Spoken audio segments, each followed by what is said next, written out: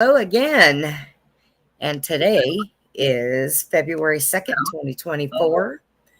And welcome to the 8th episode of Outside the Box. Tonight we're going to be talking about cloning, of all things. Having a special person of our own, I guess. Before we do this, I want to say that anything that we share or that we talk about is for educational and entertainment purposes only. We ask that you use your own discernment and do your own research. The research is out there, folks. You just got to look for it. So here I am, and there is Susie. we got Susie. Hi, Susie. And how are you? So us tired girls are here tonight. Oh, I'm telling you, I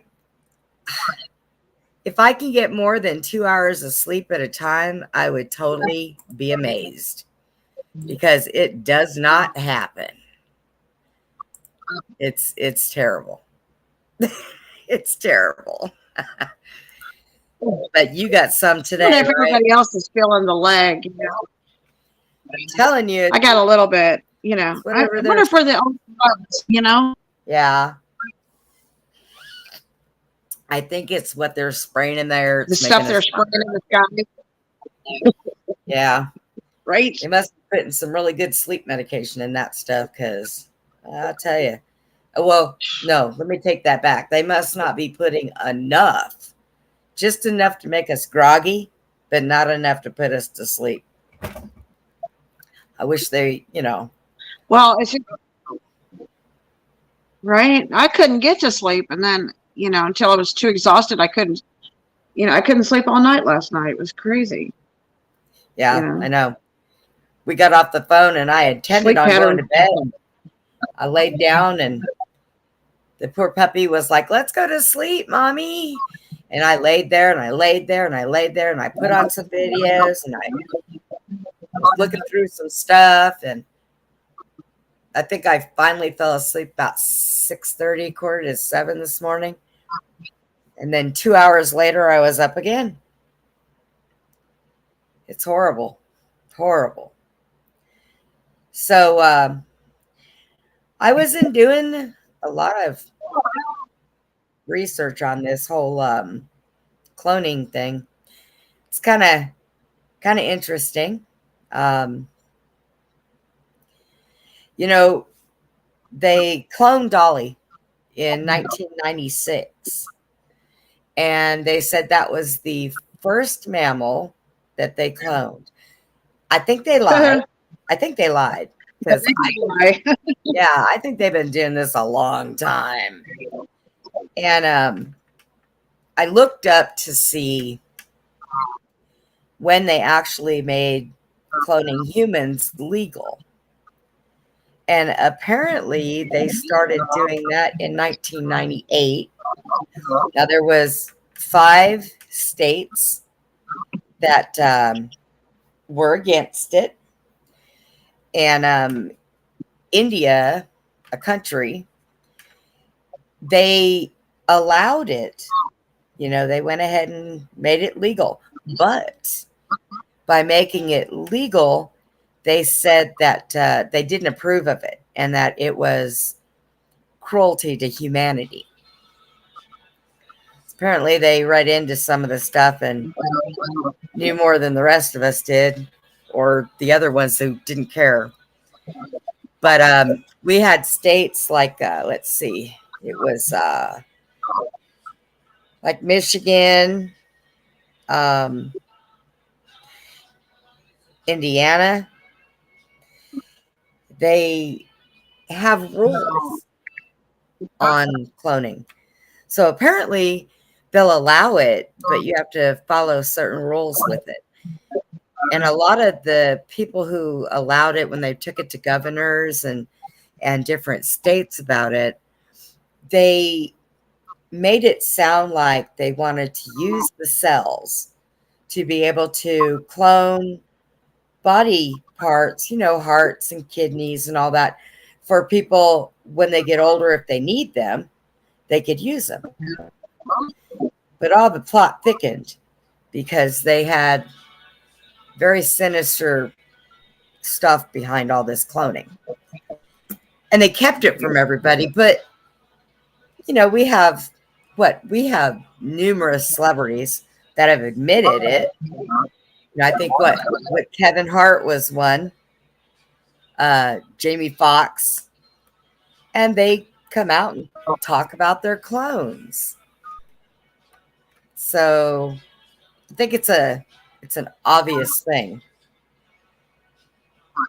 Did you find anything out about it?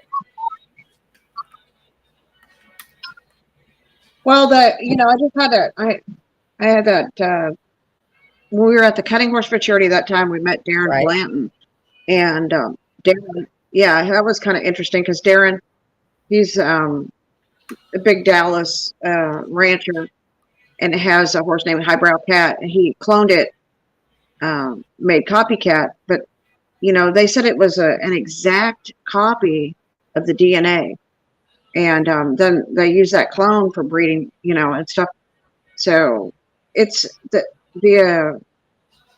it's like a common thing in the horse world, and animal world. In Austin, you could get a dog or cat clone, 20 years ago for $1,000.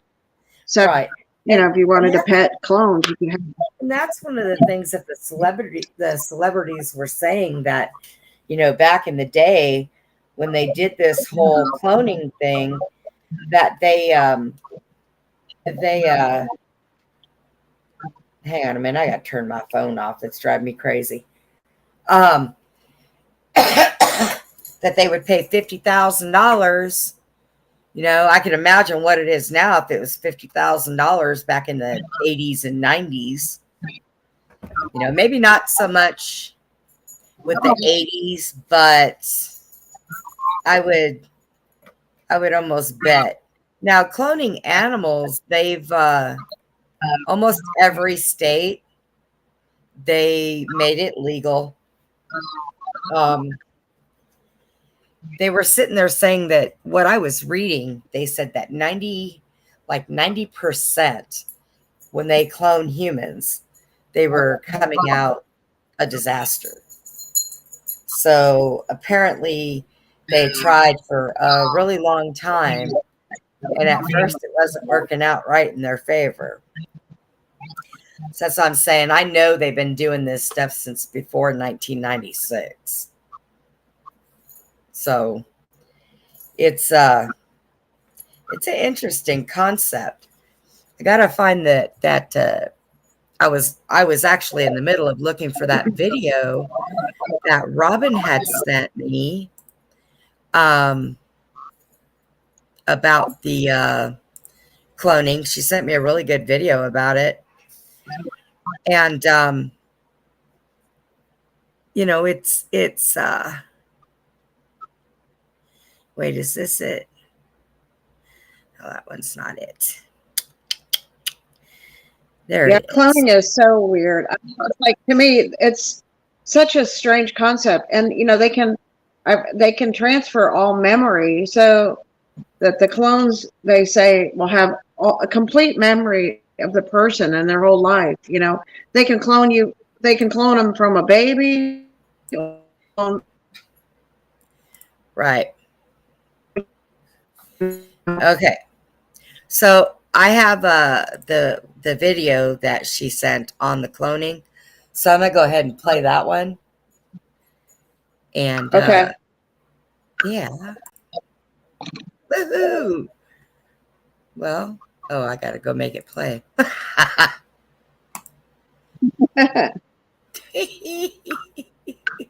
You see this black box right here? Well, I'm going to show you something right now. It? Some people are concerned that they might have to go for it. The food inside there is designed to last 25 years. That's something they've been doing lately. Because these is stupid commercials. Right? I'm getting that they body hop. Body hop. That's the reason for the clones. That's the reason for a lot of the witchcraft where they switched or jumped in someone's body and took over the body, because they do not, if they're disembodied, they will have to deal with God. So they have fought incredibly hard to stay in a body, body hopping, making clones that they can put their consciousness into. I'm not going to say soul, because they don't have a soul, but their consciousness. They don't want to lose their consciousness. So remember when we were little, that movie Tron, was it called Tron? Where the man got in the computer. They figured out, or rebuilt. I don't know. Maybe they tried to rebuild their own matrix that they could get back in, because maybe they didn't realize when they broke out of the matrix, they had no hope. They had no hope. God was not going to accept them. And if they were pushed out of their body, they were lost.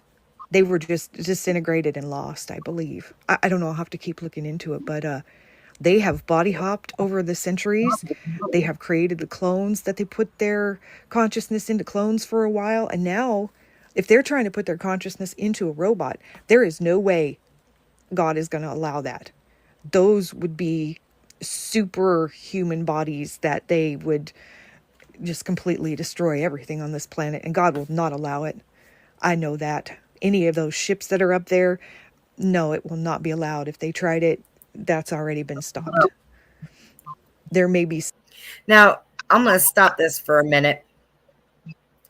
Do you think that it is possible that a robot can hold a consciousness of a person?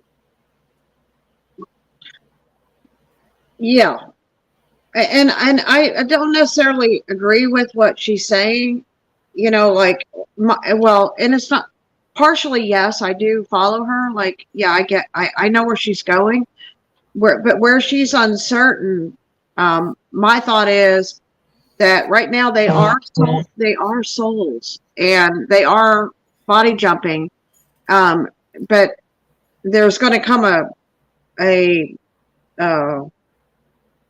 like it has something to do with it, you know, like a certain time where those souls are going to be, you know, brought to accountability. So right now they're just kind of rogue souls, but yeah, that I believe that they are definitely souls with a consciousness, because consciousness is basically a soul. I mean, you can't be conscious without a soul. You know what I mean? Right. It just. That's kind of the definition of a consciousness is the soul, you know. Right. All right. Let me come back here and play a little more. Oh my goodness. Who is that? Some, I don't know. God won't allow that to happen. Not with those forbidden. Possibly there's, I don't know. I've got to work it out. There's got to be ways, like Jesus threw the demons into the pigs, and then the pigs jumped off the cliff. And those demons, I mean, those could have been the forbidden. And there they were, completely destroyed, because they had no body to go to. The body that they were in died, and their consciousness disintegrated. Now that's coming to my mind that happened. So possibly, I don't know. This is really big for my little brain this morning. Possibly humanity has been trying to corner these things into a body where they can destroy that body and then just disintegrate them. Because they have consciousness. They don't have a soul. And they know, I think I said this, when they're disembodied, their consciousness disintegrates. So, okay. She said that. Okay. Go ahead. Okay. I think I was muted, but I was trying to ask you to pause it after the pig comment. The thing about the pigs is that they say that the domestic pig is actually a cross between a boar and the human, and that is another clone. That was another, not clone necessarily, but a hybrid, and that pigs are actually a human and boar cross, and that is why the demon said, you know, cast us into the pigs, because they were actually human. Okay, so but they were a hybrid human. Okay, so they're like they were that's why, I don't know. Have you Anyway, have but you they're ever, the Jewish people. yeah, Huh? have you ever owned a pig? Yes. Okay. You see, I've lived in places where we've had wild boar, and then I've lived around people that have had like those potbelly pigs. And I would Yes. swear that sometimes those potbelly pigs that they either understood English very well or they were human. Because I had a friend that had a pig that used to sit and play checkers with her, and all kinds of different games, and it was smart as a whip. And I never It understood that. it goes well. If you all the animal hybrid stuff, it kind of goes all the way back to Genesis 6, where it says where the sons of God looked upon the women of men, saw they were fair, and they took wives. Okay, and then they had the men of renown, or the mighty men of renown, like Hercules and people like that, came out of that cross between the angels and the human. Now, did the giants come from that? I've read where it said that there were giants in the land. There were at that time. So I think that the giants is a whole nother story, basically. But just saying, that could be like the story we were talking about, how the Jewish people had the golem. And the golem, and remember I explained that they could take the clay, Right. and they could make a human. The Jews, the rabbis, they used to do this. They could make this clay, right? And then they could bring it to life, and then they could make just like Adam was made from the clay, and then he was supposedly a worm and crawled on the ground until Yaltabaoth blew life into him, blew the soul into him, so that man became a living soul at that time. But so they were able to transfer consciousness or souls into this goyim, and then this goyim's, or a golem, I'm sorry, they call the Gentiles, if you're not a Jew, they call you a goyim. But if you're like a Frankenstein, you're a golem. It's a complete. I didn't even read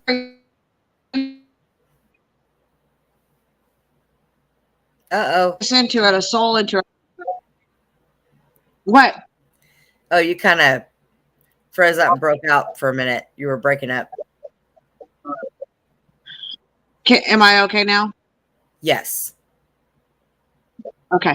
So I read stories where the Jews could literally animate a skull, and they would put it on the head of their dining room table or something, and the skull could talk and stuff because it had a consciousness in it. I mean, wow. It's some real Frankenstein stuff. Yeah. I'll have to get some of those documents and then send them to y'all. Some crazy stuff. Yeah, but that is nice. Between Frankenstein and hybrid crossing, and there was a movie that was out. It was something about Dr. something on some island, and Marlon Brando played the part where he was crossing humans with all these animals. They said they were doing that, back during the Montauk situation. Was that like that island? The island, who? Dr. Moreau or something, Moreau or something like that. Oh, yes. Yes. And that was based on actual something real. So, like most movies are all based on something real with a little bit of twist to it, Right. But yeah, the stuff that they've been, we've. Oh, I was going to go back to the video so we can finish watching it. Okay. Okay, go ahead. So they have body hopped. Holy shit. I don't know if it's all demons. I don't know. I'm just focusing on the few forbidden. I had never seen a forbidden, just one in my life. I don't ever want to see another one. It was frightening. Frightening energy.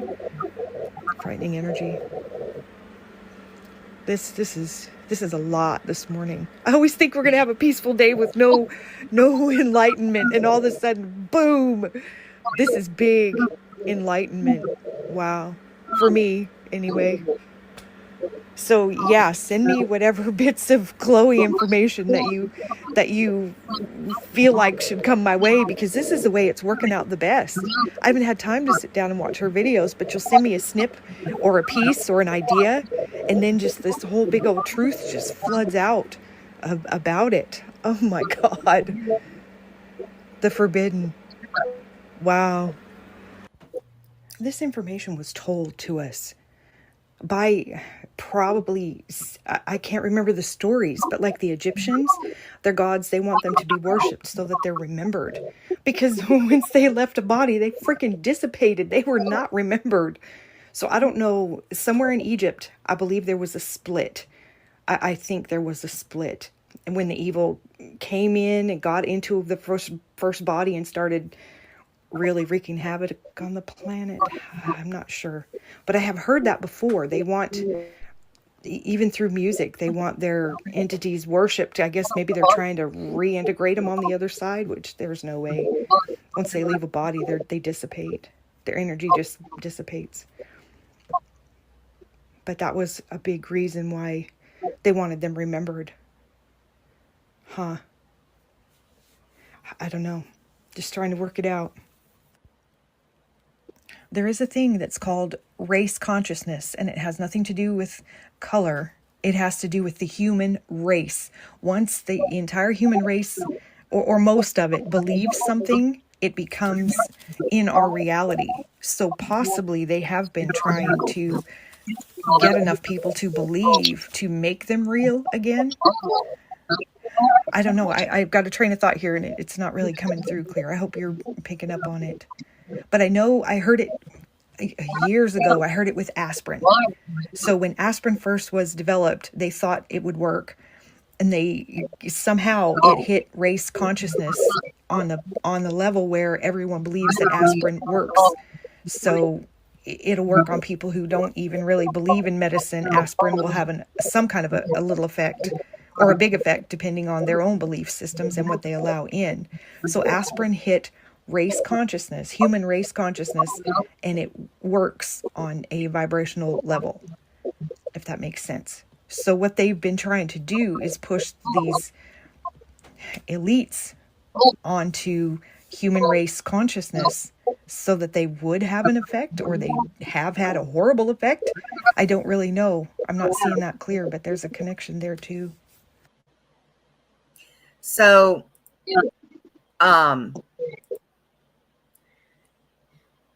a lot of what she was showing was like, I guess, the people that they were talking about clones, and some of them were pretty spot on, but you could see the difference in skin texture. You could see the difference in, just small stuff. You just got to look for it.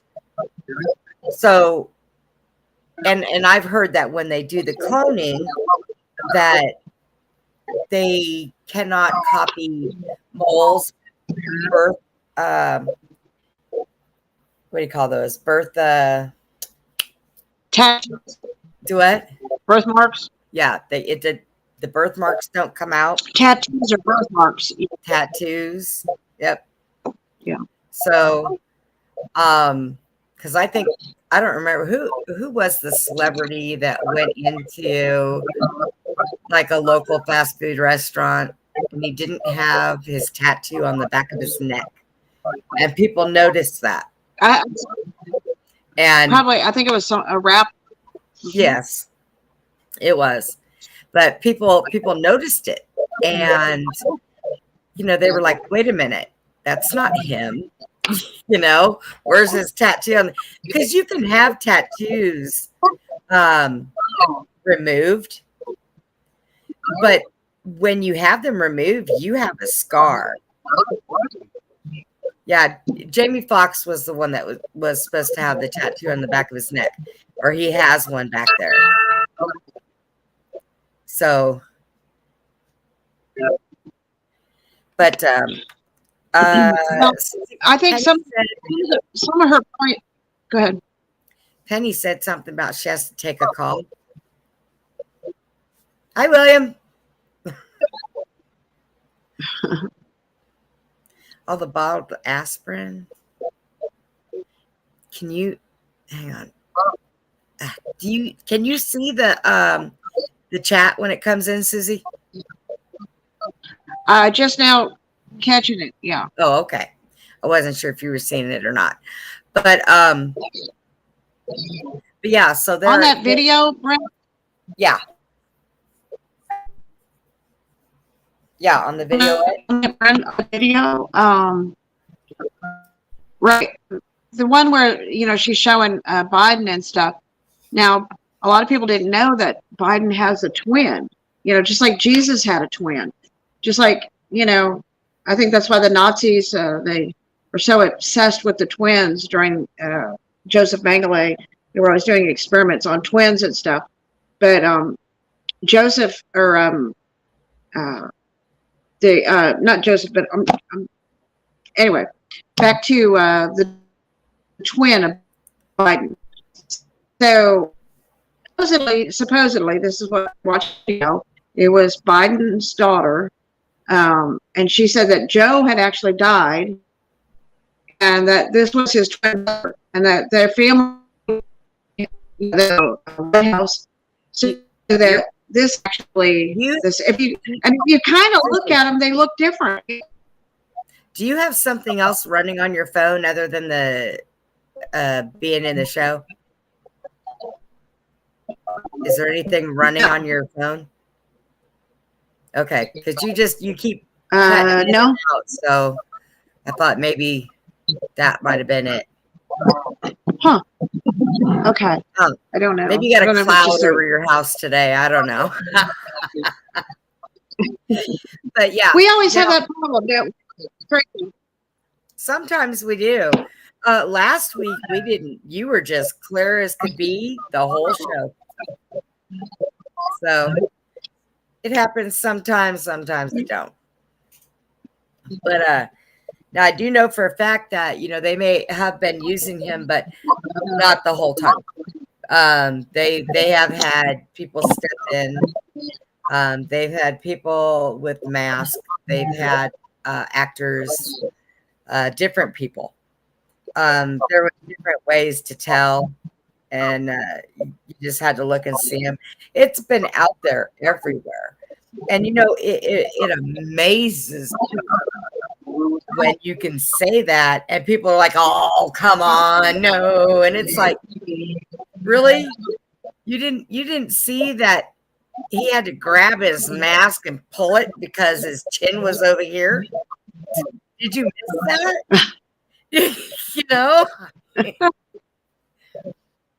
I think that people just become so complacent with believing everything that they have been told, that they could stand there in front of him with their finger up their nose and they would be like, "Oh, he's giving a conference," and just not even think anything of it. I don't know. I just do not understand it. I just do not. And yeah, sometimes she does sound like she's underwater, William. Right? Am I okay now? Am I clear now? Yeah, you sound good now.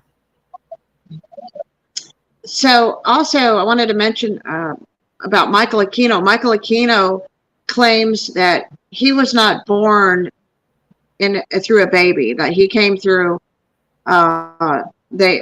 his soul was transferred into a baby. He wasn't born from a mother. Okay. So that what we call walk-ins. So that soul transfer is what they call walk-ins, or demon possessions. People could say a demon possesses a body, but they share it with another soul. So you could have multiple demons living within one host, whereas Michael Aquino was the sole proprietor, or like the lady in Marietta who says that she's Amen Ra, God, sun god, and that she is, took over Linda McGillis's body, Now, I do not know So- what to think of her. I really do not. I think that sometimes when I get that confusion of how to think about somebody, that it's probably somebody that I just, if I was around her, next to her, I'd just like that. I'd be able to tell you, I know exactly what's wrong with her. But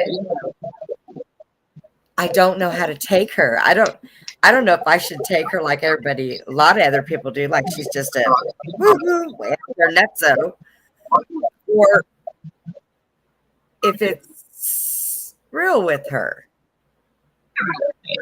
I mean, I don't know how to take her. She sounds a little far out there, honestly, and for the like of me, I cannot figure out why she would come out and tell people that. Because you would think that's something, until it becomes time for things to open up and step out into the open, you would think that that is something that they have to keep to themselves. You know what I mean? Uh-oh. And I have lost Susie. And I'm sure she'll pop back in. But, William, how are you tonight? I hope you're doing good. But yeah, we talk about some of the strangest things here. Bye, William. But I think that sometimes you get people that say things and they are not credited for what they say because people just think they're way out there and gone. So it's yeah, she'll be back, William. She gets a little kicked off of there every once in a while. She probably froze up. I'm gonna restart her phone. We got to get her a computer.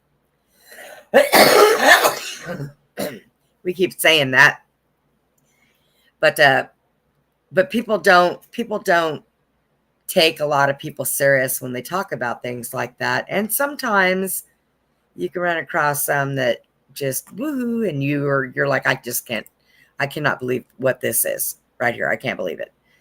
So, but then again, nowadays, I do not doubt anything because there is so much popping up here and there, and there is research you can do. It is out there. You just got to look. I had somebody tell me today, we got into a discussion about something, and it was like, oh God, get your tinfoil hat. And when I know, and I'll say something and they'll be like, I'm crazy. There she is.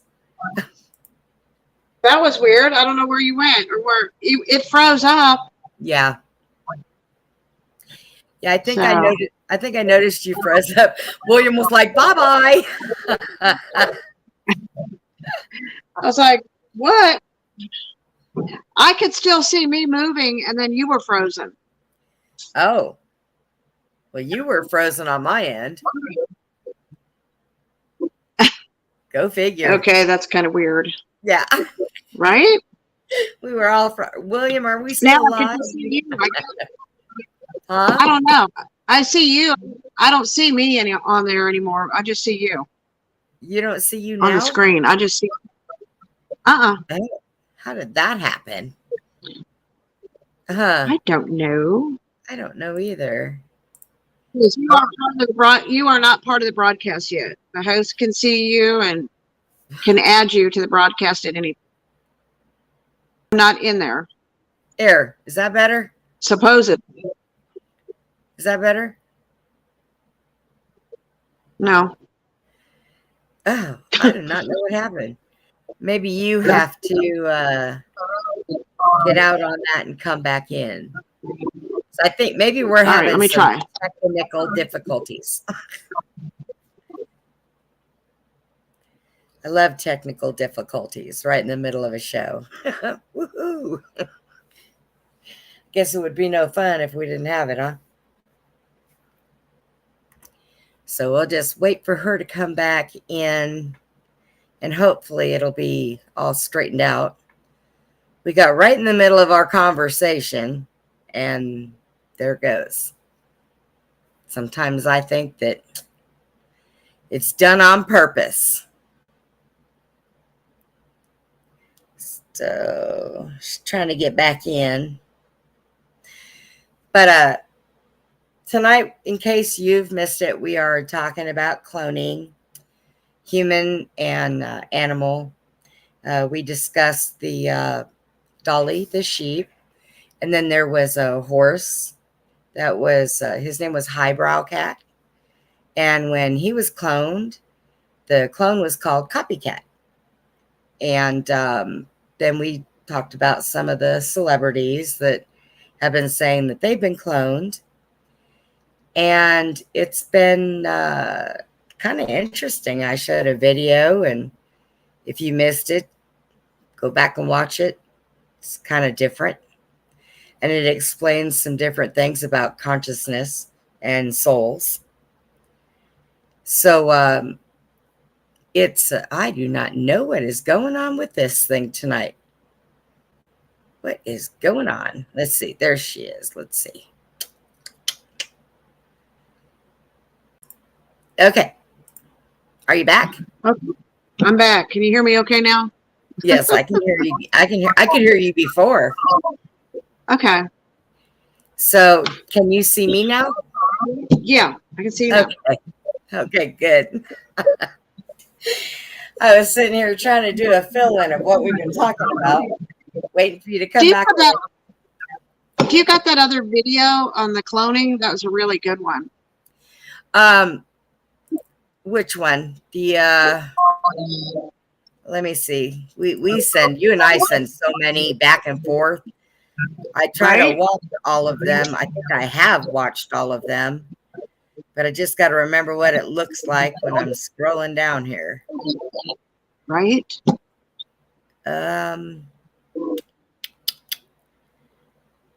Let's see.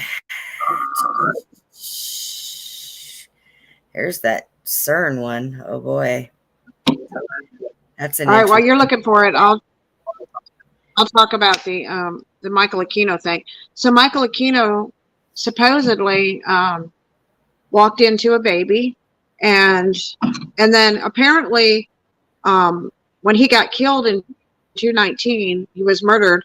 So he wasn't able to, I guess, somehow transfer his soul to another body before he died or something. So it is at his, mention of his passing, they didn't say, they said that he hadn't remastered his corporal body or something. Like, I don't know how so weird the way that they were talking about how he died. Like they didn't actually say he died. Like, I mean, it was just weird. Right. Did what was on the front of that video? What do you? And jars in Area 51. They were doing soul transfers in Area 51. Susie. They said, Yeah. Do you remember what was on the front of it?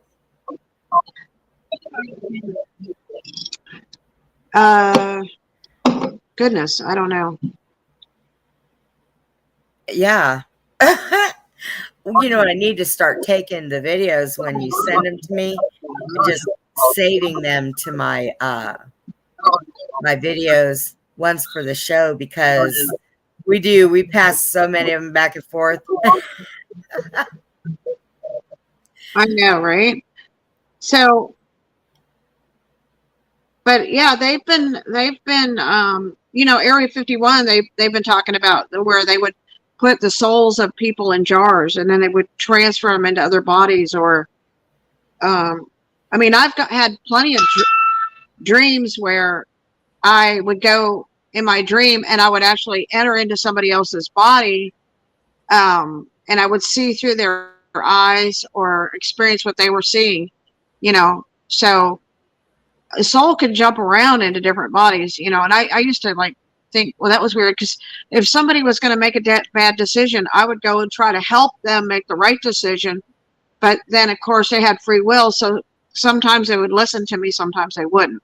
And, you know, I could only help them as in the dreams as much as they would allow me to show them to do the right thing. You know what I mean? Kind of like they say you got that angel on your shoulder and the devil on your shoulder kind of story, you know. No, you know how they sit there and say they had souls in a jar. I wonder what that looks like. I mean, does it look like something? A soul? I don't. Yeah, in a jar.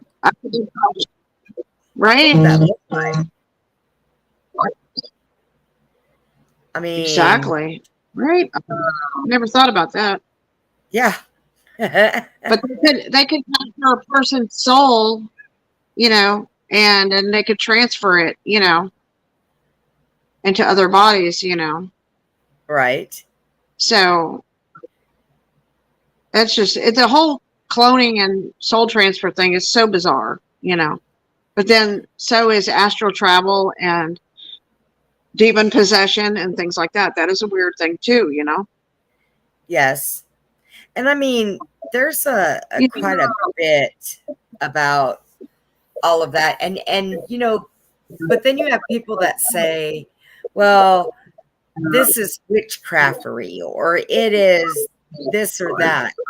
Because a lot of people don't believe that anybody could have a higher conscience, you know, to be able to do stuff like that. We can all do it, just a lot of people don't know it. But they will criticize. Have you Have I what? One good example, when a person is when another soul enters into the body, a demon, you know, so an evil spirit, an evil soul, evil spirit, right? Right. That they can make the body like contort and do all kinds of weird stuff and speak out of the body, and they can actually control the mechanics of the body, and then they can suppress the soul that's in the body. They can speak and they can do stuff, and they can take full possession sometimes of people. I mean, that's weird in itself, right? Right. Yeah, absolutely. It kind of makes me wonder. I've seen some of those videos where, you know, people can bend backwards and stick their head completely through their legs and pull up, and I'm thinking, how can you do that? What, you know, your organs got to be moving around in there somewhere. So, you know, Susan, I cannot find that video. I have been looking. I'm looking. However, okay, I'm looking. However, I think, huh? Think what? Wait. You think what? Oh, wait. No, that's the one you sent me. You sent me one. Yeah. Now I'm gonna share a video here, just because this is how I feel right now. So I'm gonna go ahead and send this video. Coming to take me away, ho ho, hee hee, ha ha, to the funny farm where life is beautiful all the time. And I'll be happy to see those nice young men in their clean white coats, and they're coming to take me away. I just had to. I was looking through all those videos trying to find that video, and I couldn't find it. And I'm like, oh, let me play this one. But if you can find it, let me know. I had the one that Robin sent. I've been looking for more videos, but, you know, of course, I found some of the celebrity ones and people talking about how they believe this celebrity's a clone or this celebrity's a clone. But, you know, I mean, I've seen some videos where they walk around like there's definitely something wrong with them. So why would you not think they were a clone? You know? You can come down here, little man. Did you see nothing? Go ahead, what? Did you see that video with Will Smith and his 3 clones behind him? Yeah, and you know what? I tried to see if I saved that anywhere, and I didn't. And that was the one when he was saying you're not supposed to tell them because, like, people needed to notice. and he had like, what was it, 2 of them behind him, and then him, and then one on the side or something? Yeah, there was 3. Yeah, three of his clones that looked just like him. Now, I did hear like this one Hollywood person. She said, she has several clones. That when you get into Hollywood and you make a deal with the devil, you agree to use the clones, and then they'll use the clones for body doubles or go to do things that the celebrity doesn't have to go. Right. So they all agree to all that. So they literally sell their soul. Yeah.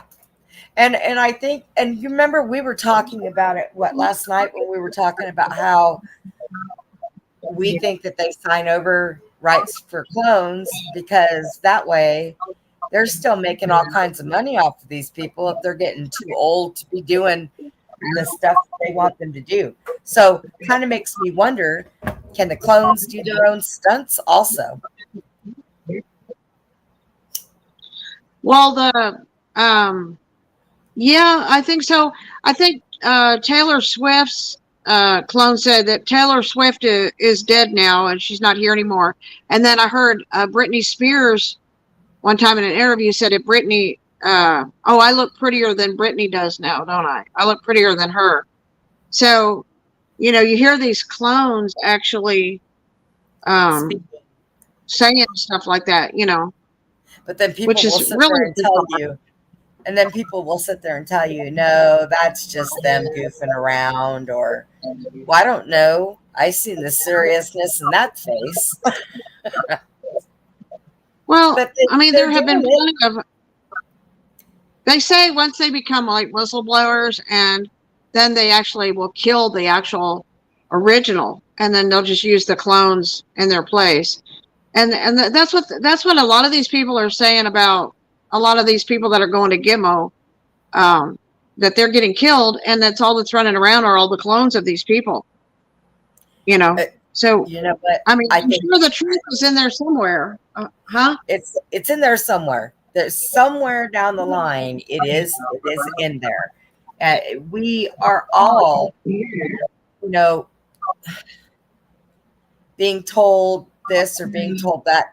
I have credible people that I talk to, so I know when I put something out or I tell somebody something that it's true. It's where it comes from. I'm over here trying to keep this puppy quiet with a fly swatter, and he's eating it. He's not afraid of anything. I'm telling you, he's fearless. 5 pounds of fearless over here. But I wish I'm looking for that video too, because that was a really good video on cloning. Yeah, it must be like buried somewhere in our videos, because I need to start taking. Now, what about? What about which one? I'm going through here. My mind is trying to figure out. 100 million miles a minute. Yes, I'm having multiple thoughts here about these weird ass clones. Okay. Telling you. But I mean, so they kill the original, they say, and then the clones are running around, and then of course they have body doubles. I mean, that's kind of what they said, like about Elvis and Michael Jackson. Now they're saying that they have people who look like them that were terminal, and then they buried them and put them in the ground, and then they could go on to the witness protection program. So you're seeing people who look like the original person, sound like the original person, and then you got clones. And I mean, how can any of us keep our straight? Yeah, we can't keep anything straight, because leave that cat alone, because everybody lies to all of us. I mean, it's just it's just like you're being told one thing in school, and then the next day you come in and there's nothing. Oh, and I don't know where I've been falling into these timeline videos too. A lot of them. Like some guy broke it down and explained the Mandela effect as a split timeline. Yeah. Like, it's one thing in one timeline and it's another thing in another timeline. And the reason why we remember the way it used to be is because half of our conscience is still in that timeline and our memories are from the old timeline. But then you have the people that I think that we're awake, and the people who can't remember are not awakened. And if you're awake, then you remember. You're aware of what's going on. Yeah. Right. So, and there's been a lot of Mandela effect stuff floating around too. So it's been crazy. But the clone videos that we've been watching, it's them themselves that are talking about they have a clone. They have a clone. They have a Kevin Hart said that he actually liked his clone and that, even though he's getting older, he decides that he doesn't want to do a movie because he wants to go on a 90-day vacation somewhere in Australia. His clone can step in and do the movie for him.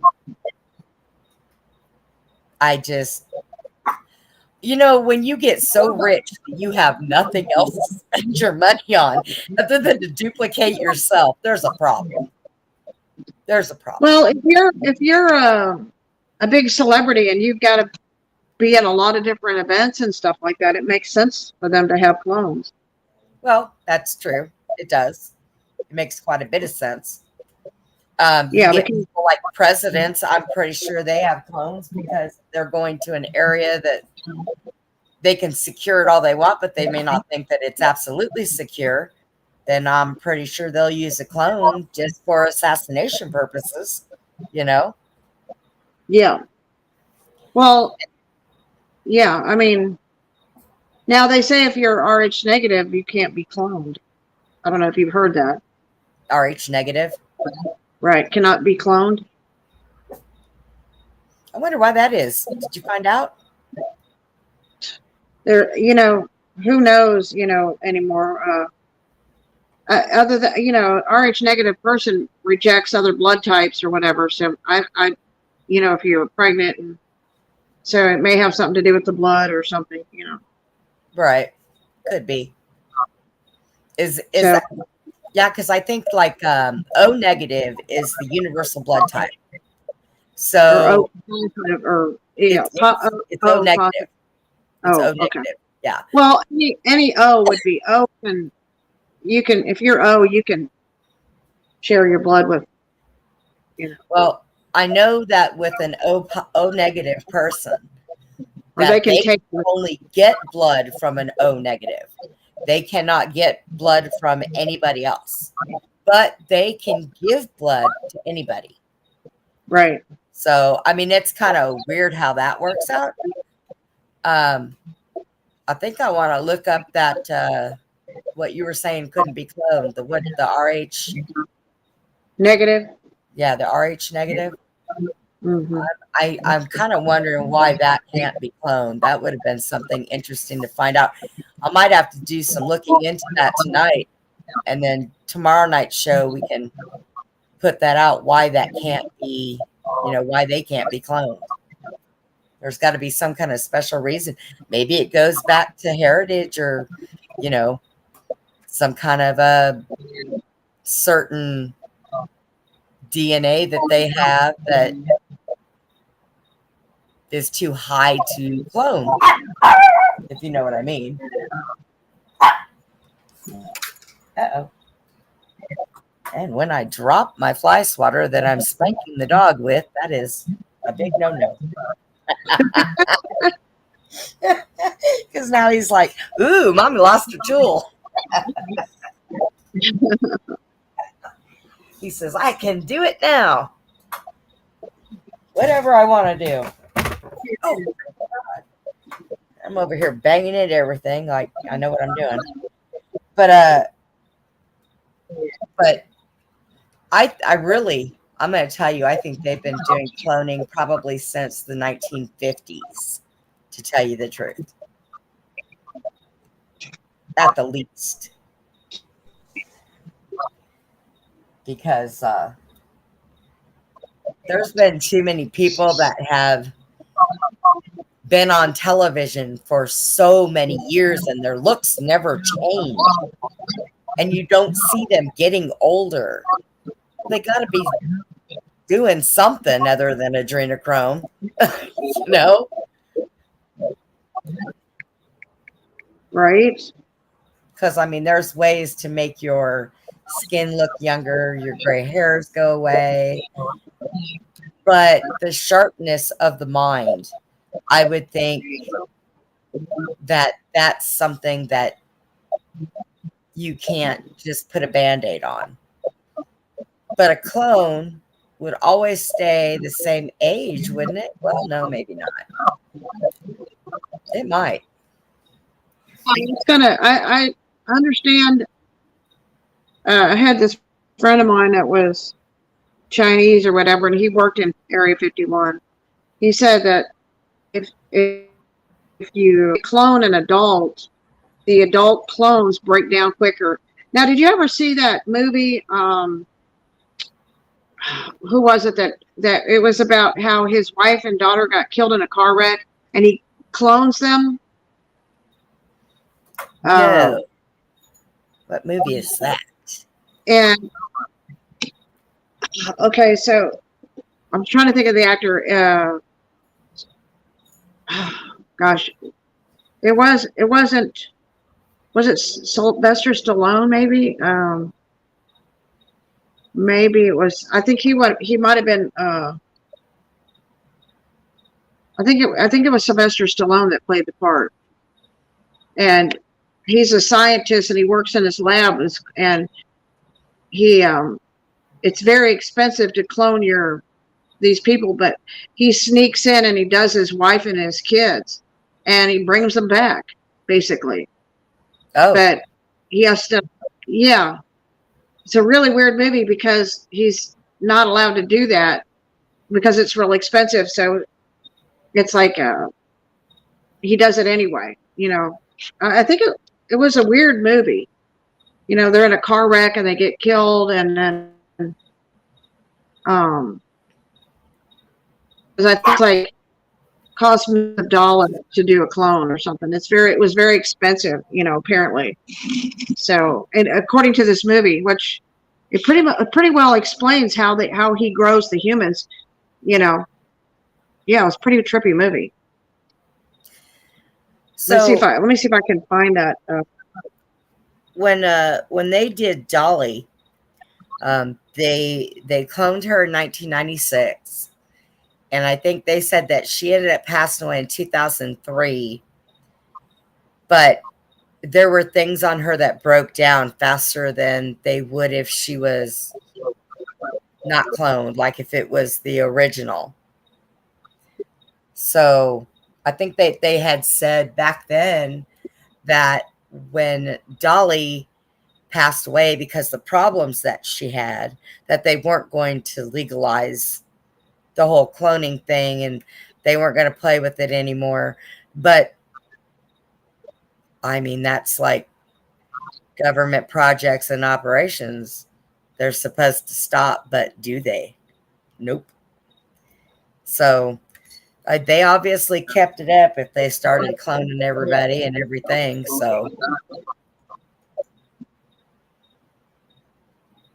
but I wonder if clones, period, even if they're done from a baby and they grow up, I wonder if they have certain problems, you know, like they wouldn't be perfect. I mean, if you take somebody's DNA and let's say that in that family, people have had cancer, would that clone not inherit that form of the DNA? I mean, I would think. Okay, I'm going to send it to you. I found it. Okay. Okay. Yeah. Send away. It's Keanu Reeves that plays the part. Oh, Okay. okay. Which is weird because he did The Matrix too, which isn't Right. in the Bible. Yeah. All right. I sent it to you on Messenger. All right. And it's a trailer of it. You can play it. Okay, I didn't get it yet, so. Okay.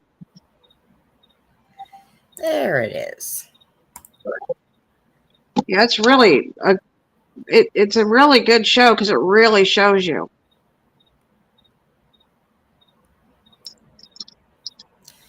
All right. Let me put this little thing in here.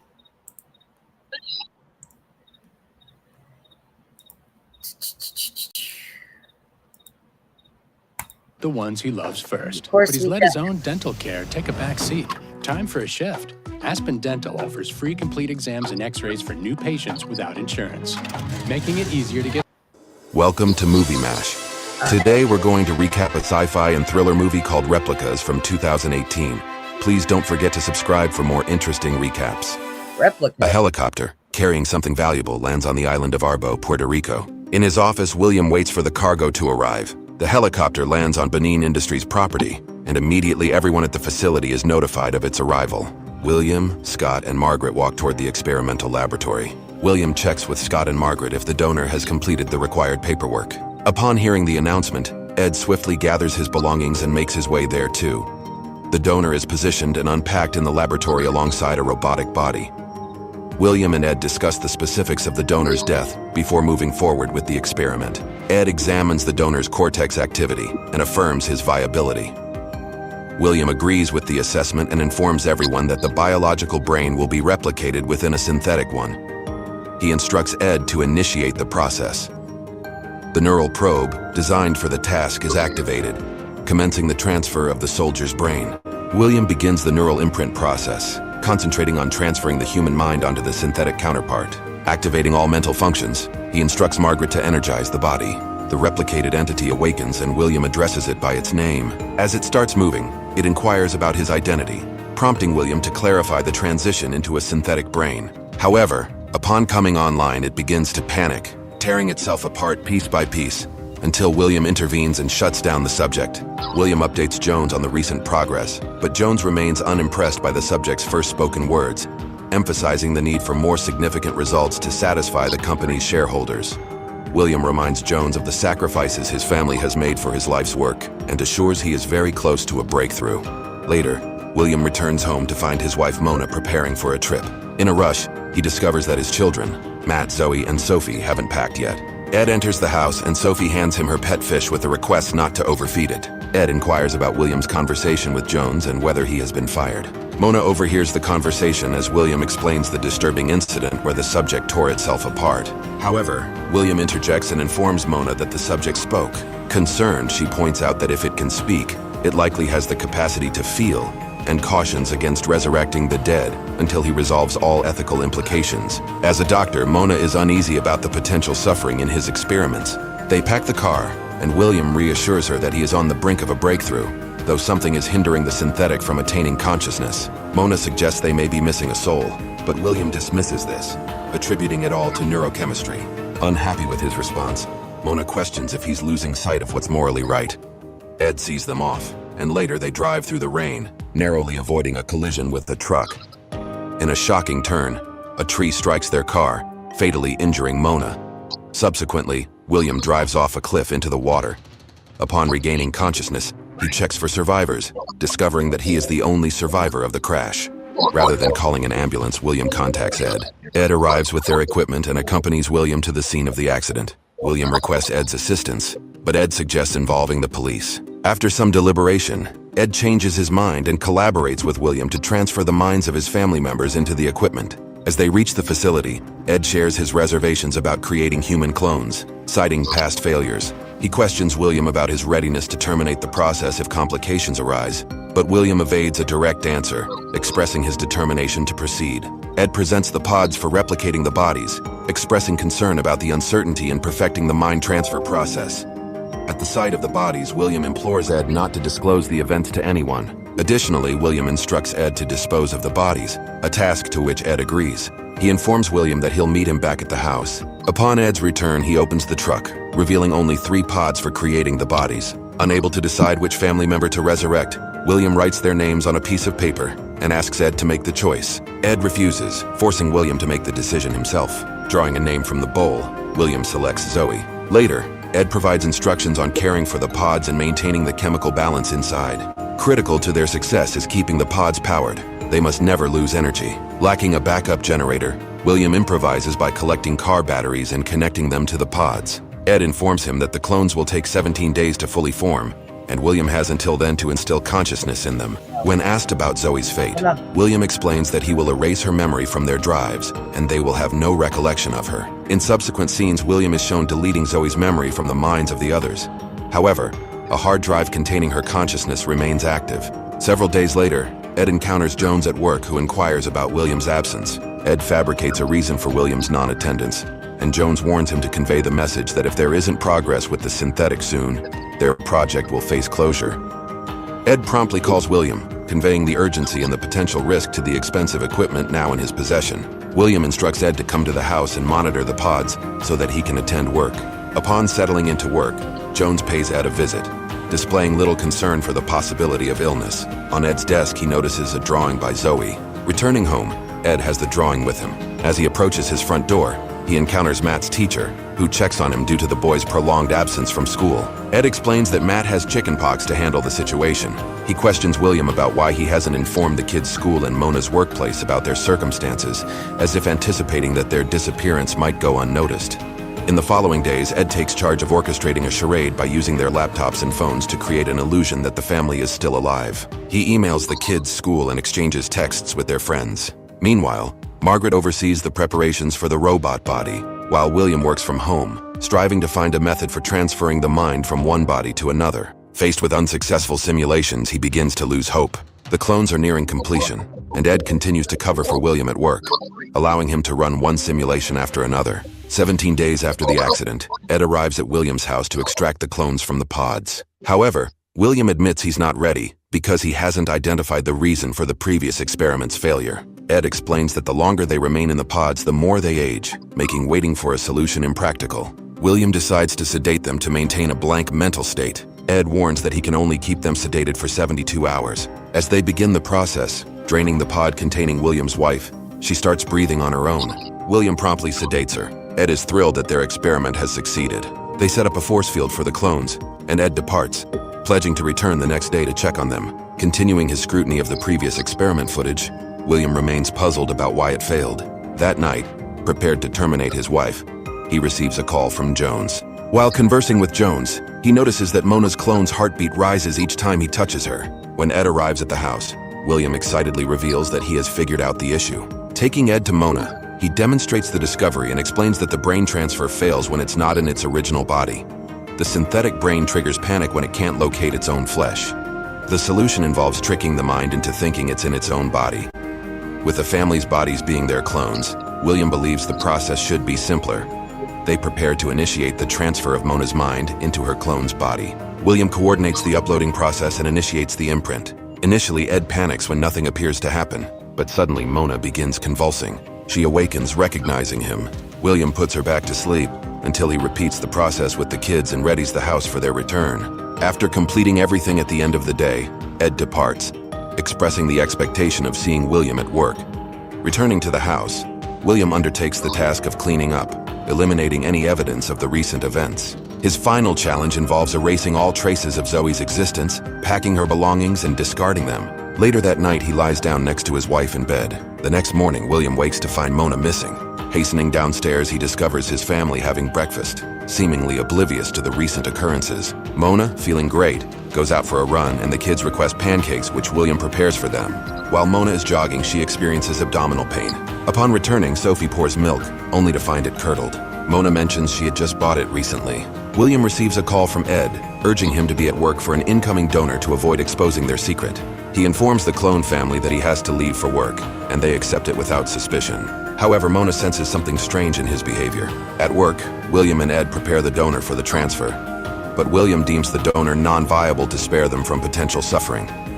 Under pressure from Jones and Ed's disappointment, William decides to transfer his own mind into the synthetic brain.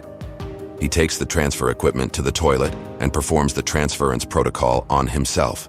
Meanwhile, Sophie and Mona search for their cell phones but cannot find them anywhere. Feeling unusual, Mona expresses her concerns. Meanwhile, at the facility, William confides in Ed about his self-transfer. He outlines a plan to create an algorithm that will link the imprint to the artificial body, tricking the synthetic brain into perceiving the body as his own. Additionally, by having himself inside that body, William aims to establish a baseline for the transferred consciousness. Returning home that night, he finds Mona distressed, and she immediately confides that something feels wrong. Unable to recall events from the past weeks, she seeks comfort from William, who advises her to rest. In the basement, William writes the algorithm, positioning his consciousness drive next to Zoe's. Later, Sophie experiences a nightmare about her mother's death, calling for Mona.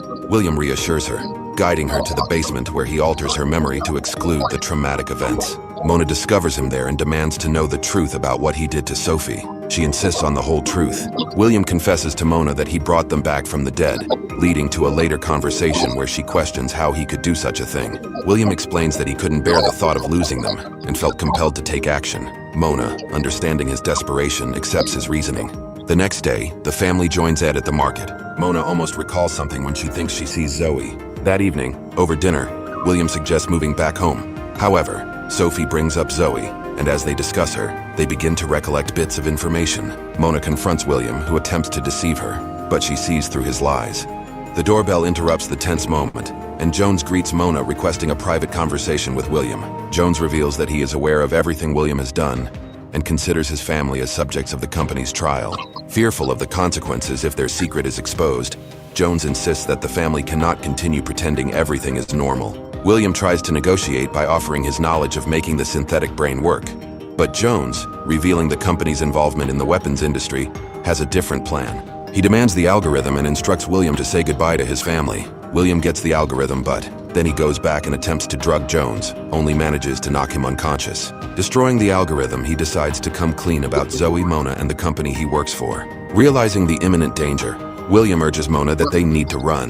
They quickly escape in a car before the assassins can react. Jones wakes up to find the algorithm destroyed, and one of his men reveals the family's tracker.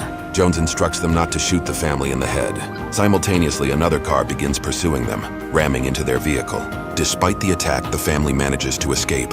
William discloses to Mona that the trackers are inside them, attached to the central nervous system, and cannot be removed. Mona suggests driving to the clinic where she works. Upon arrival, she guides the family to a room, instructs Sophie to lie on the bed, and prepares a defibrillator. Mona explains that she can disable the trackers with the defibrillator. The assassins arrive at the hospital and notice one tracker going dark. After placing the defibrillator on Matt's chest and shocking him, Mona's tracker vanishes, and the assassins are unable to locate them. The family successfully escapes the hospital. Jones makes a call, and William drives the family to the marina, attempting to secure Ed's boat. While searching for the keys, the assassins arrive and apprehend Mona and the kids. William witnesses their capture but is unable to intervene in time. At the office, Jones hands Ed back his boat keys and assures Mona that everything will be fine if William cooperates. She expresses doubt, fearing they will be killed. William arrives at the facility, where Ed reveals Jones's betrayal.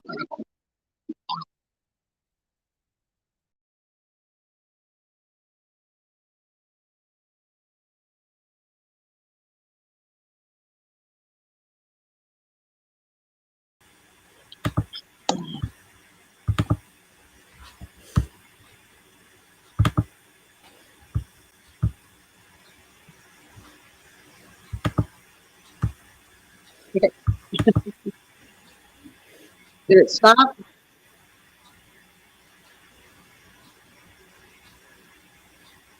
Can't hear anything.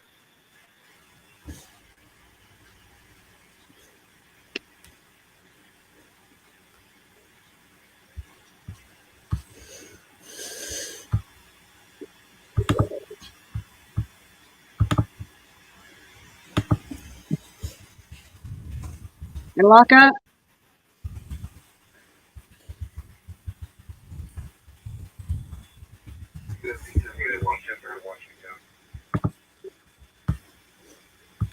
Brenda?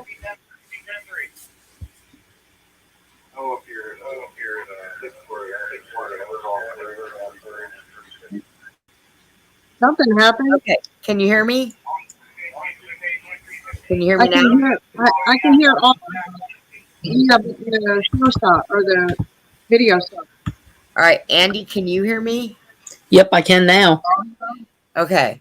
All right, so we can all hear each other. All right. Susie, Yeah. I stopped it because I wanted to ask you a question. Is that a movie that's coming out? It already came out. Oh. Okay. And what's And it you know what? That thing explains chips, clones, transfer, like what Elon Musk is doing in the robots. That right there is telling you everything. Everything. Right. Do you like that? Well, it's not over with yet, but I stopped it to ask you Right. that question. Do you know what this is called? I think it said replica. Okay. Also, did you catch the part where it talked about mind wiping memory as well, like MK Ultra. Right. So he could erase the memory so they don't have memory of certain things. And then they had them chipped and talked about the chips and deactivating the chips, talked about cloning, process of how a clone and how to transfer a soul into a clone, Right. and it talked about then it talked about he could transfer a soul into a robot. Okay, I'm going to finish playing this because I'm like all interested in this. I might even watch it again when we're done with the show. All right, here we go. Okay. Trail, admitting his complicity from the start. William enters, and Ed apologizes before attempting to negotiate with Jones, who kills Ed to emphasize his threats. William recreates the algorithm and initiates the imprinting process inside the synthetic brain without anyone's knowledge. The activated body breaks through its restraints. Returning to Jones, William hands over the algorithm just as Jones is about to harm Mona. Unexpectedly, the robot, now animated, walks in, proclaiming its intention to protect the family. The assassins attempt to shoot the robot, but it effortlessly overpowers them. With the family ready to leave, William can't abandon the robot and faces a difficult decision. Mona urges William to go, and he intervenes just in time to prevent the robot from killing Jones. The robot and Jones engage in a conversation, during which the robot expresses a sense of ownership over the body. Jones warns that even if he is eliminated, the company will still pursue them. William and the robot propose a deal that Jones can't refuse. The robot suggests Jones go with the family and it stays behind to handle him. The robot creates an imprint of Jones's mind. 17 days later, a clone is ready to emerge from its pod. The family enjoys a beach vacation, and William introduces Zoe to them. Mona warmly embraces her. In another scene, Jones is in Dubai, selling William's invention to a wealthy individual. The robot, now working for Jones, carries out the tasks. Thank you for watching. Please don't forget to subscribe for more That was very interesting. You know, so they show that Dubai in there. Isn't that great? Yes. I'm going to have to look up that and see if I can find it to watch the movie. Yeah. Yeah, because that was quite interesting. Yeah. Very interesting, actually. No, that is like a... Huh? What'd you say? That is a Oh no, disclosure. we can't hear you. What'd you do? Oh, there you are. You can't hear me? We can now. Okay, all right. That's a full disclosure of everything in one movie. You got MK Ultra, cloning, robots, consciousness. You got clones. You got humans. You've got chips. I mean, it talks, and then it says it sold the information over to Dubai. Yeah. You know, that's interesting. So. Well, you know what they say, a lot of the stuff that's in our movies and shows that we see is them telling us the truth. And you know, they always use Keanu Reeves shows that are very revealing, like The Matrix. Right? I know. Or we need to contact him and ask him if he's Yep. We need to contact him and ask him if he's actually a clone. or if he has several. Yeah. Because that's just Right. like too close, man. The Matrix and this. John Wick. Yeah. Now, yeah, John Wick was a good one. They all were. Right. I know there was a movie that he made years ago. What was the movie? It was about that bus that couldn't stop. What was it called? Okay, Speed. That was the movie. Did you ever see that, Andy? Right. Yes, I did. Yeah, I remember that one. That So do was I. boy, that was a long time ago. It was him and Sandra Bullock that worked together in that one, I think, right? Yeah. Yeah. Yep. Yep. Yeah. She lives in Austin. Is she? Yes. Yeah, they did that. She did that movie, Hope Floats, over there in out of Bastrop. Mm-hmm. It was in Smithville, which was in county. I think everybody missed that. Didn't hear me? Yeah, no, I heard you. I don't think you heard what I said. Oh, I didn't hear you. I kind of slipped something under my breath for a whole minute. But yeah, Hope Floats was filmed in Smithville, which is Bastrop County. Oh, she lived in Austin. Yeah, my ex used to go over to her house. He flew with this guy named Spanky that had a helicopter. They used to go over to Sandra Bullock's place over there in Lake Austin all the time. Your ex associated with the guy called Spanky? Yeah. Oh goodness. Spanky. But Spanky worked with he was a EMT fire department, and he had a helicopter, and so he flew with him sometimes, and he used to go to Sandra Bullock's place. Sorry, guys. Get in here. Apparently, my that shows pretty much explains everything. Stop! Oh my goodness, this little guy. It's all wound up and bulletproof today. Well, he's had a lot going on today. Our new neighbors. He met their little boy today, and so they've been moving in and making, of course, a lot of noise when you're putting things up in your kitchen. When your house is empty and everything echoes, and so he's had lots of excitement today. And my other girl on the other side just got home from work, and I guess she decided it was so nice outside she wanted to sit with her front door open. So I tried to open the door, and he decided that oh my goodness, I hope I do not get my computer wet. Let me run for the hills here. Apparently it rained while I was inside. Now there's another show, The Boys from Brazil, that talks about how they created a bunch of clones of Joseph Mengele. I'm going to tell you about that movie there. I remembered that I started to watch it. I fell asleep, and I never ended up going back to it. But that one and what was the other one? The guy that stared at goats. Oh yeah, that's at MK Ultra. Yeah, I saw that one. Right. So I think, and with everything going on, I haven't really sat down to watch any movies. Not for a long time. I don't watch the news. I haven't watched movies. I don't know. I research. I read. I try to find some time to do a little bit of meditating, but sometimes that gets blown out the water. I just sent you on Messenger, I just sent you like a 2-minute trailer on Boys from Brazil. Boys from Brazil. Ooh. Let's play that. See if we can get this going here.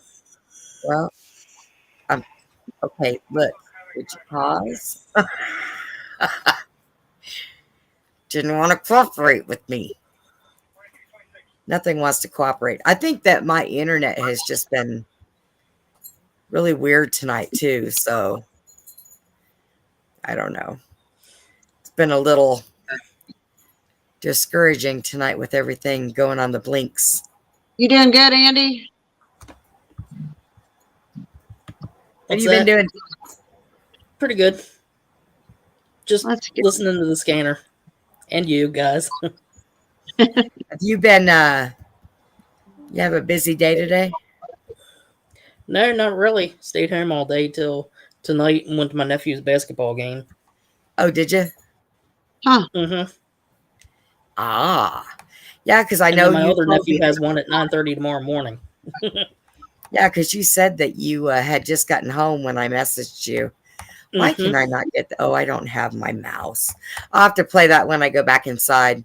I've got it set up to play, but I can't get to it because I don't have my mouse with me. And this pad does not like to scroll down for some reason. I don't know why. Huh. Touching it everywhere. It's not doing anything. Kind of like the last man I knew.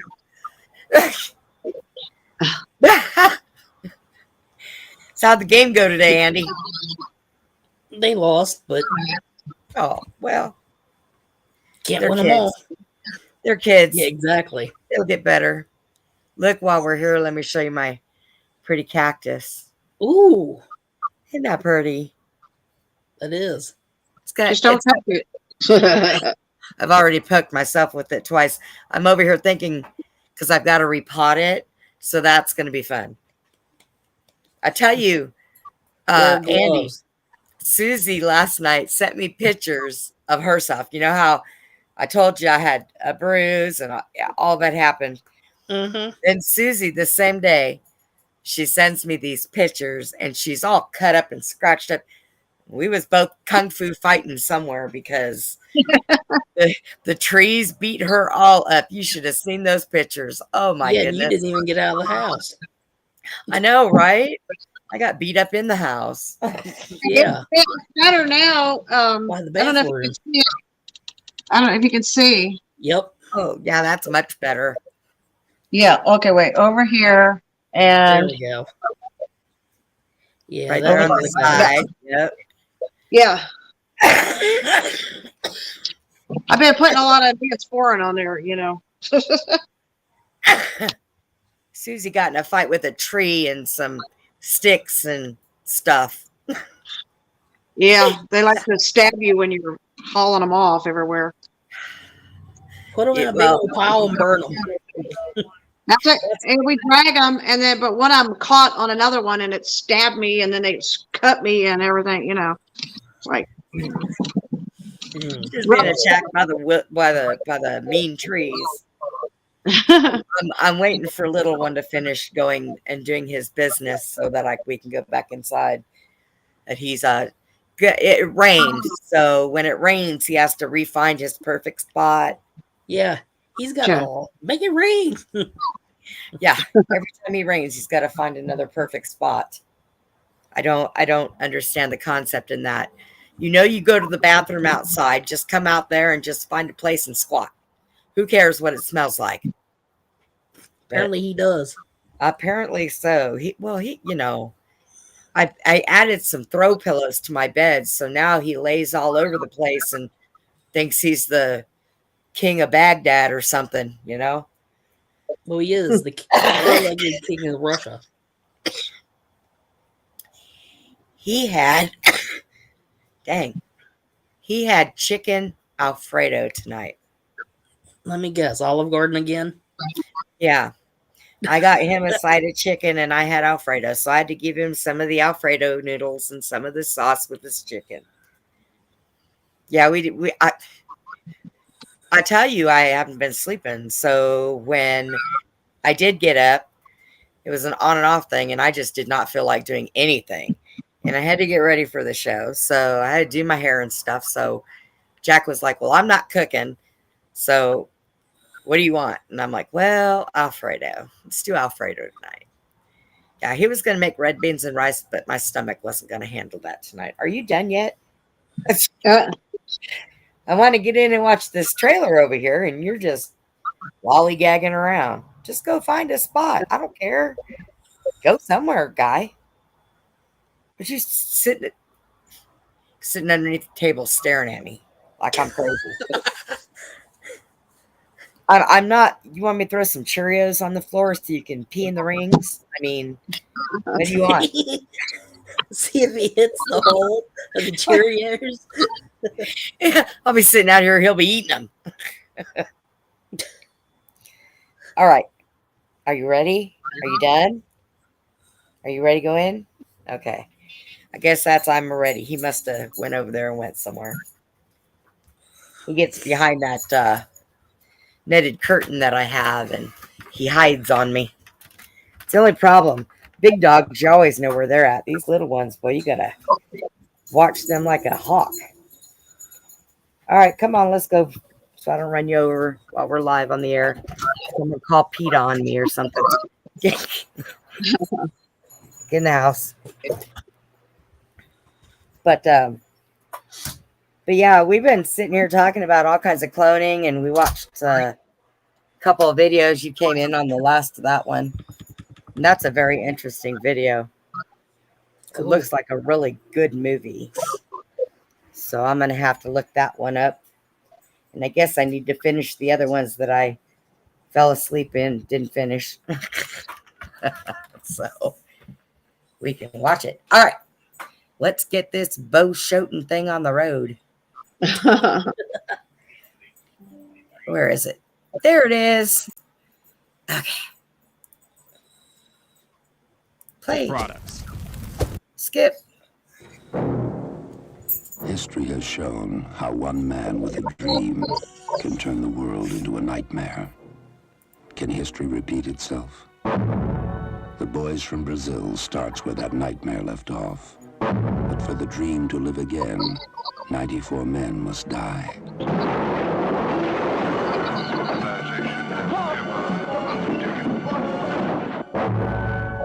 Gregory Peck is the architect of that dream.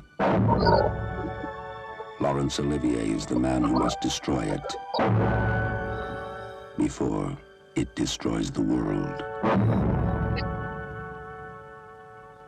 He betrayed you! He betrayed the Aryan race!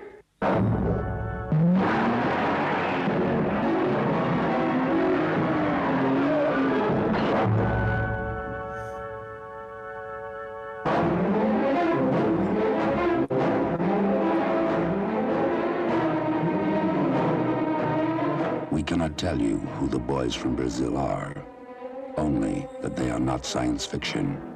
30 years the world has forgotten, and you persist and persist. Will not take guards now, madame! You are prisoner! The time is the present. The people exist. The threat is real.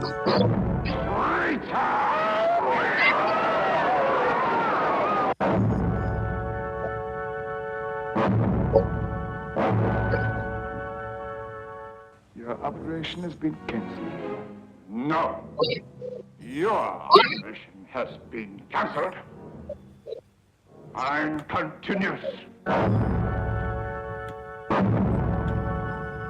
Barry is dead. Herr Liebermann.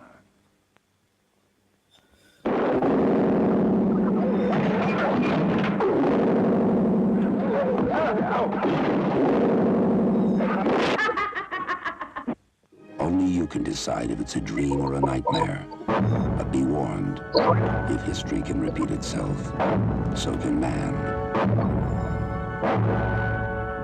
A total of 94 assassinations. Look for the Boys from Brazil before they look for you.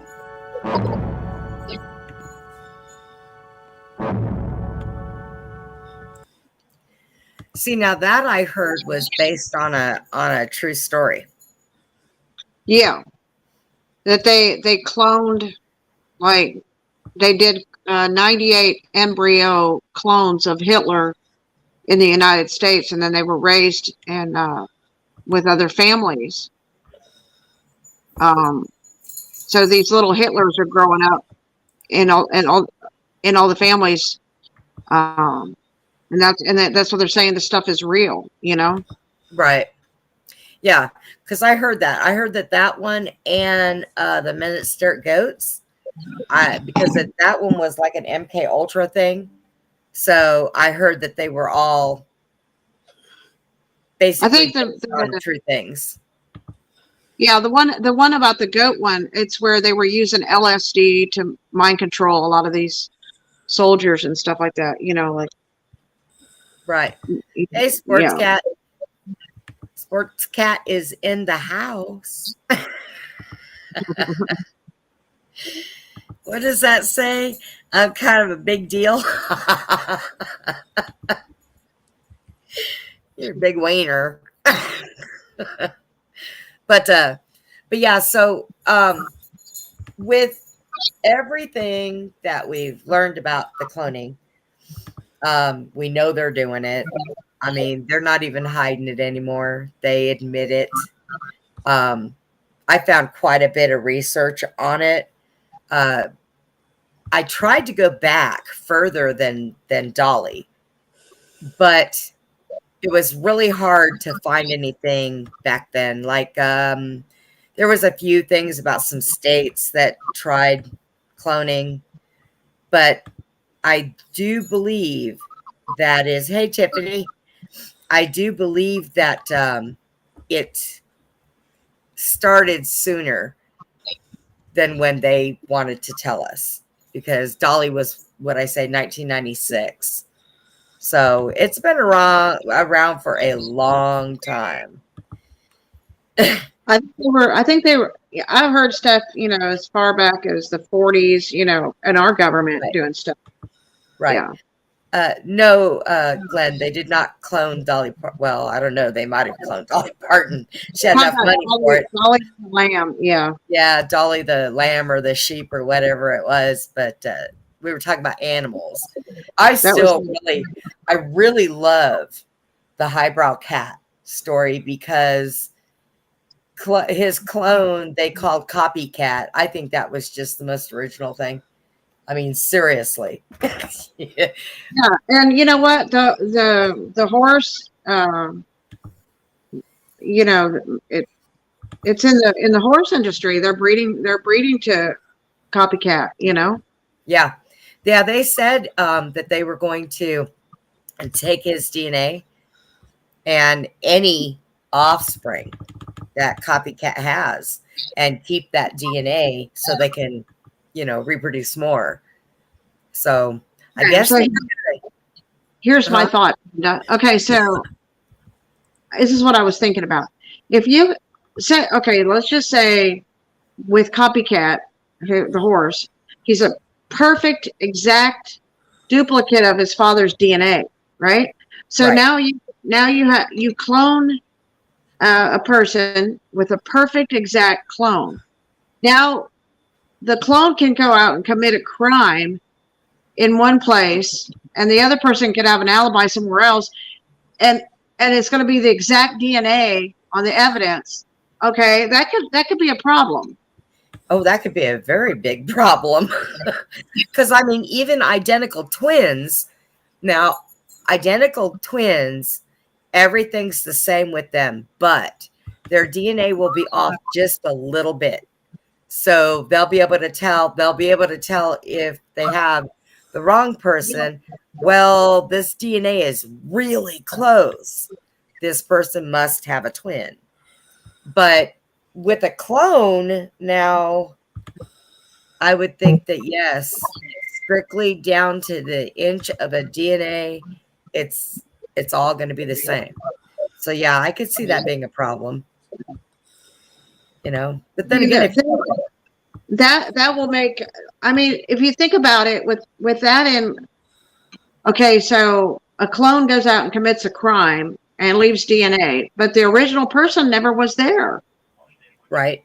I mean, so is that going to mean that now DNA evidence isn't going to hold up in court because they're clones?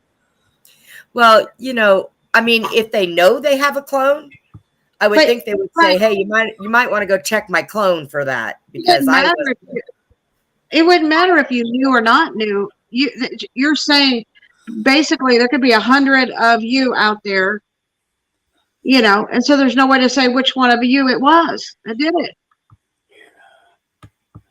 Well, that's true. Okay.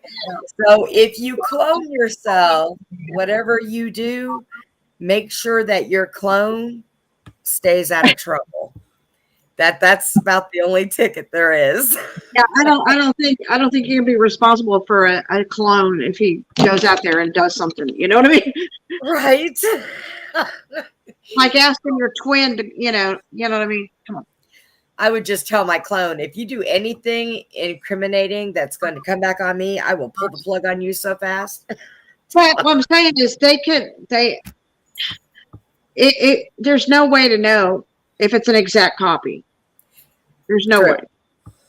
I guess that's kind of up there with that thing where they have a woman sitting there and they got two men and, no, I'm your husband. No, he's not. I'm your husband. And then you got to make a decision because you got to shoot one of them and you hope you get the right one. Right. I mean, that would just be horrible. At that last, that one video that we watched with that movie for Keanu Reeves. Now, that was really good. And I can see him because of the things that he's been through in his life.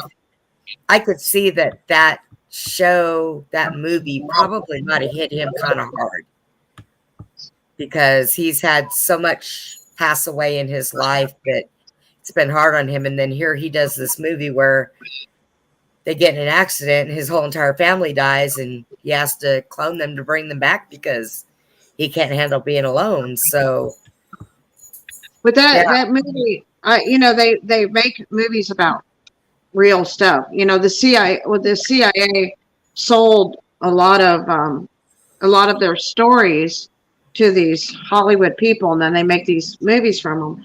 So this movie with Keanu Reeves, I think that came out in 2018. I think it said.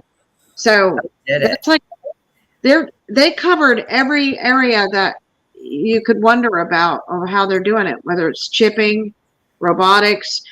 Elon Musk is saying, he's going to make robots, or he's going to make human robots. And that's in that movie. Yeah, where he wants to take the consciousness or soul of a person and put it into a robot. Yeah. I still don't think that can come out okay. I have doubts of that.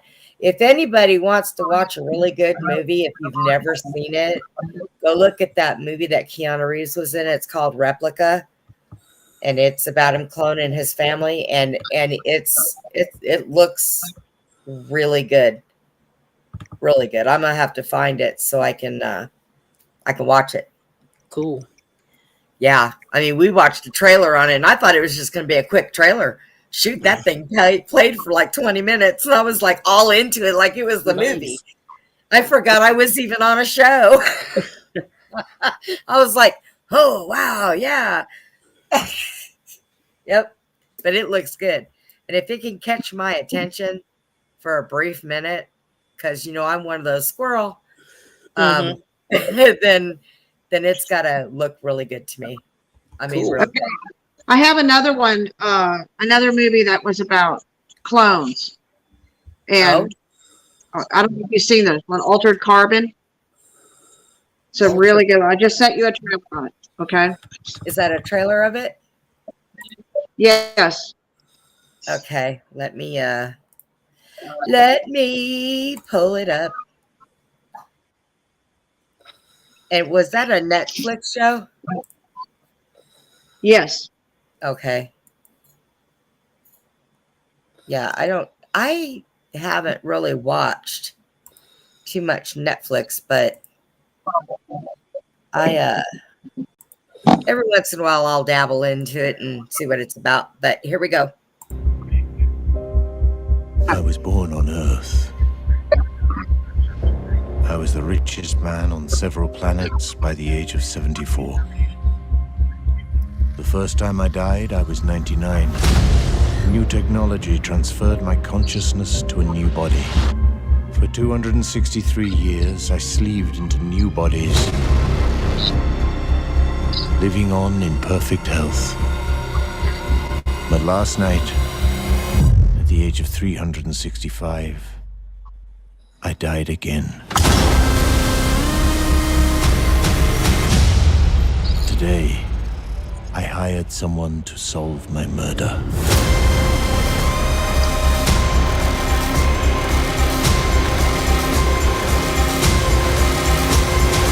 Just listen to the rest of the call Texas Roadhouse.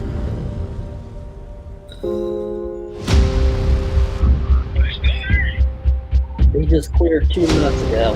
Command's terminated. Now that looks good.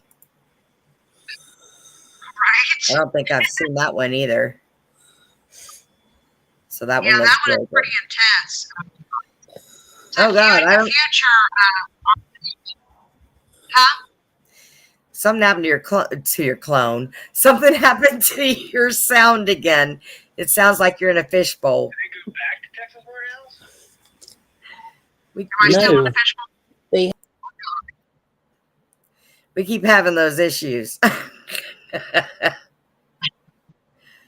But we're gonna get ready to go ahead and wrap it up for the night, because tomorrow night I want to go looking into some of those DNA, why we cannot clone the certain DNA, but all the rest of them can. I'm really curious of why that is. There's got to be something in that bloodline with that DNA that makes it to where we can't clone it. So I didn't get a chance to get too deep into that. I was doing stuff all day. Then I got caught up into watching another show, and I was just like, So, but anyways, well, we are. I actually saw you, Brenda. You what? Yeah. Actually sent you another thing on Here the you are. carbon chart. Okay. Okay. You sent me I sent another you one on carbon? Yeah. Okay. Let me, is it another trailer part? It's another like kind of explanation to what was going on. Yeah. Oh, okay. Cool.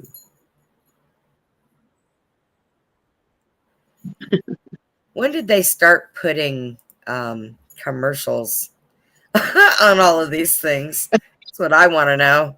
I know. Every time I turn around, it's a commercial. It's like, why? I don't understand. Okay, let me. There it is. Boop. All right. I care about what touches my skin.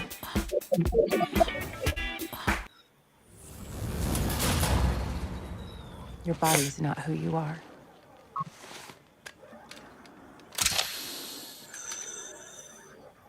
You shed it like a snake sheds its skin.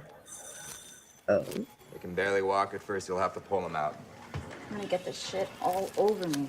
You'll get used to it. Just to can him. We got 4 more to do in the next hour. All right, buddy, enough of that. Oh, shit! Give me a mirror. There are no mirrors here.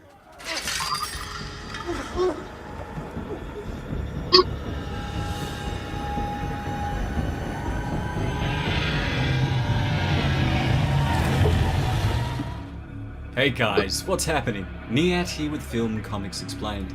I've been receiving a lot of requests to cover the sci-fi Netflix series Altered Carbon, and thought that we could begin our exploration by taking a look at the cortical stacks and the process of resleeving that allowed people to extend their lifespans as featured in the show. Adapted from the novel of the same name by Richard K. Morgan, Altered Carbon depicts a Blade Runner-esque cyberpunk future in which people had the ability to download their consciousness into new bodies referred to as sleeves through the use of cybernetic implants known as cortical stacks. The series follows Takeshi Kovacs, a former super soldier who wakes up 250 years after the destruction of his sleeve and is offered the choice of either spending the rest of his life in prison for past crimes or serving out his sentence as a private eye working to solve the murder of the wealthiest man in the world. The cortical stacks were essentially tiny cyberware data storage units that were protected within a synth diamond case about the size of a grape, which were implanted at the base of people's skulls where the brainstem and spinal cord connected.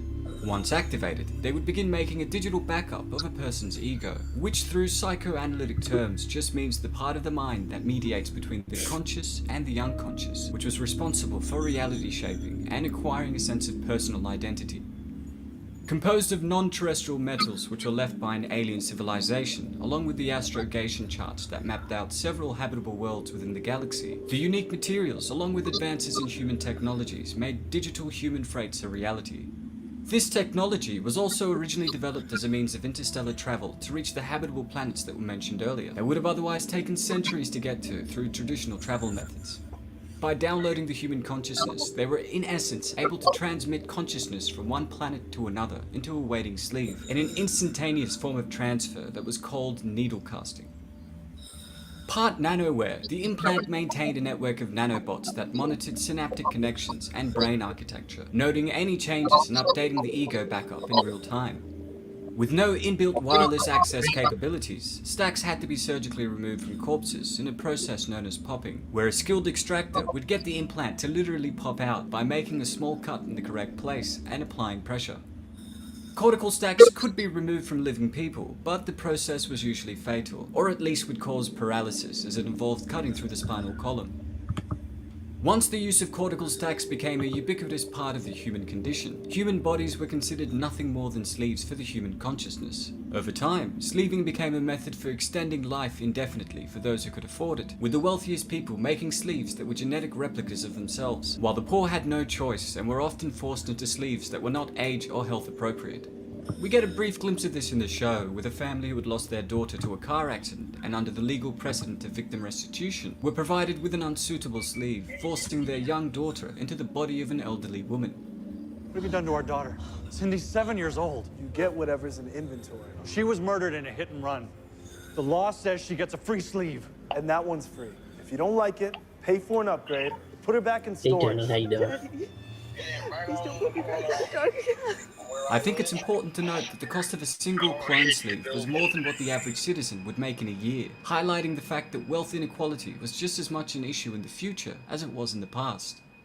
Because of the nominal ability to revive anyone who died, so long as the cortical stack remained intact, sleeve death was legally changed from a crime of murder to mere property damage, and it was only when the cortical stacks were destroyed in a process known as slagging that the perpetrator would face murder charges.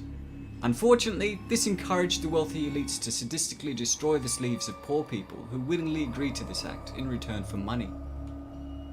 If an individual had died in violent circumstances, they would often experience intense psychological trauma after being placed in a foreign sleeve. This trauma varied depending on how foreign the sleeve was to that of the previous vessel, with drastic changes in age, race, and gender causing more lasting shock. And it was because of this that all sleeving facilities were equipped with highly trained therapists and psychologists on hand to assist with these transitions.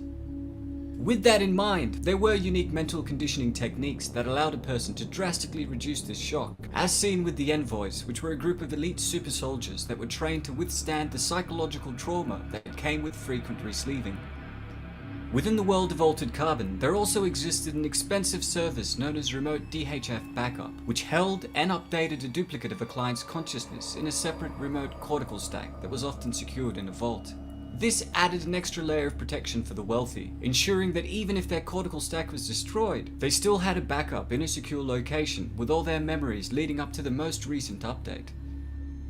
Have you ever heard of full spectrum DHF remote storage backup? Yeah. Just never met anyone filthy rich enough to afford it. Interestingly, this also granted people the ability to place their duplicated consciousness into the sleeve of an additional body, in a process that was called double sleeving, though the practice was illegal and punishable by death.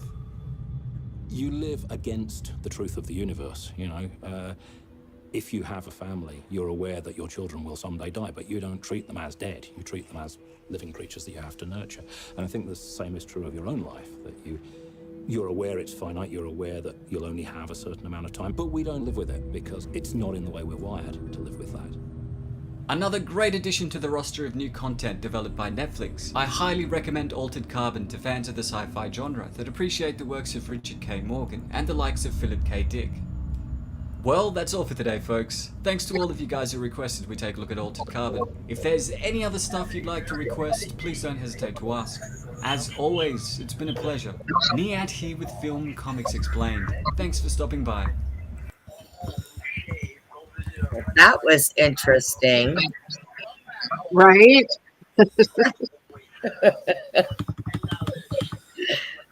Wow. See, I know they've been doing this a lot longer than 1996 because, oh yeah, you know, they've got the movies perfected, knowing what they're doing. So, but anyways, all right, we are going to let you. We're gonna get out of here for the night. Susie, you did your show tonight on Awake Nation, right? I did. Yeah, I did 30 minutes on the Awake Nation today. Okay. I talked about astral travel, basically. That's cool. I like that. Andy, where does everybody find you? Let's see. This show and Friday for the Challenge Coin show. Yeah. That Challenge Coin show. I like to sit in on it while I'm running around. I missed it today because I had to get in the shower and all that stuff. So, but well, we are now on Friday and Saturday nights at 9 o'clock Central Time, 10 o'clock Eastern, and we will have a show tomorrow night.